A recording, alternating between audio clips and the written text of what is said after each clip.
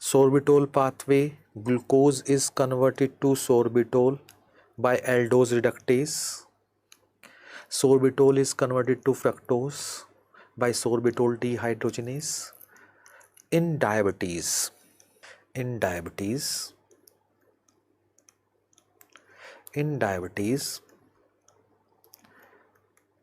blood glucose is high.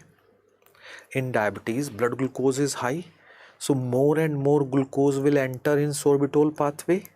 More and more glucose enter sorbitol pathway. Sorbitol accumulate in lens to produce snowflake cataract. To produce snowflake cataract. So this glucose is normally converted to sorbitol to fructose. This pathway occur in seminal vesicle. This pathway normally occur in seminal vesicle. Because seminal fluid is rich in fructose. Seminal fluid is rich in fructose, and this fructose comes from sorbitol pathway. But in diabetes, blood glucose is very high, so more and more glucose enters sorbitol pathway.